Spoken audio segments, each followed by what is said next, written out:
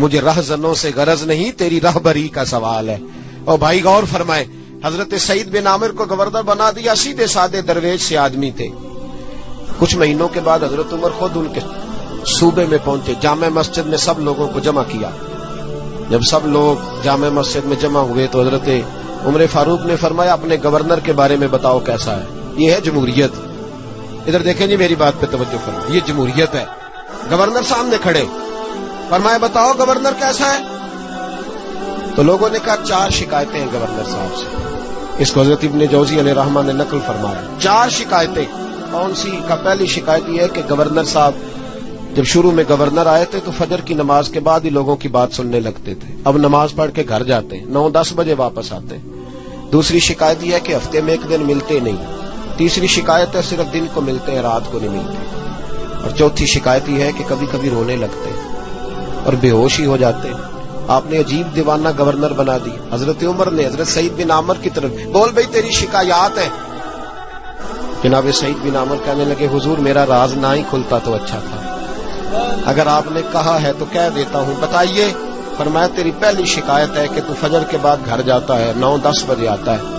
جناب سعید بن عامر رو پڑے۔ گورنر صاحب کہنے لگے حضور غریب ہوں، نوکر رکھنے کے پیسے نہیں، بچے میرے پاس موجود نہیں، بیوی میری بیمار ہو گئی ہے، 30 سال اس بھلی مانس عورت نے میری خدمت کی، اب بیمار ہے، نماز پڑھ کے گھر جاتا ہوں، اپنی معذور اور بیمار بیوی کو ناشتہ پکا کے دیتا ہوں، اگر اس کے کپڑے بدلنے والے ہوں تو اس کا وجود دھو کے کپڑے بدلتا ہوں، گھر میں جھاڑو دیتا ہوں، برتن مانجتا ہوں، لوٹتے دیر ہو جاتی ہے۔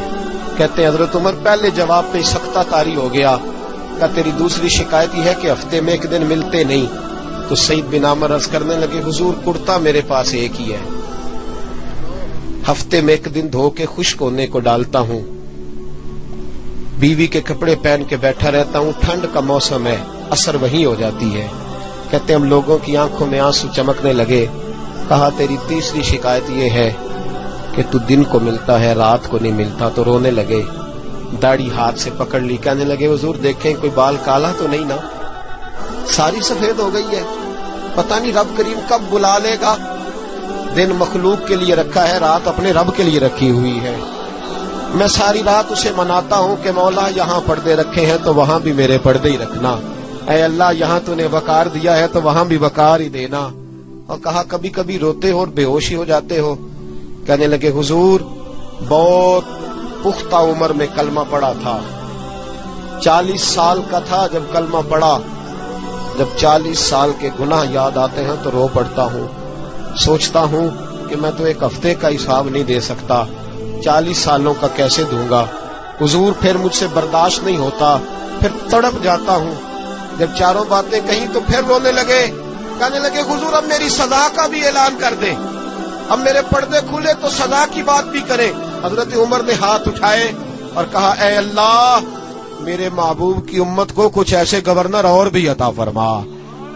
اپنے آپ کو سنواریں، اپنے آپ پہ توجہ دیں۔ بڑا ہو گیا خوابوں کی دنیا میں زندہ رہنا اور لفظوں اور جملوں کی اوٹ میں چھپ کے اپنے آپ کو مطمئن کرنا۔ اب ذرا عمل کی دروازے کی طرف بھی اپنے قدم بڑھائیں اور کچھ کام ایسے بھی کریں جو ہمارا اور ہمارے رب کا راز ہو، اور صبح قیامت وہ ہمارا خزانہ ہمارے کام آئے، ہمیشہ مدحت خیر الانام میں گزرے۔ دعا ہے یہ عمر درود و سلام میں گزرے۔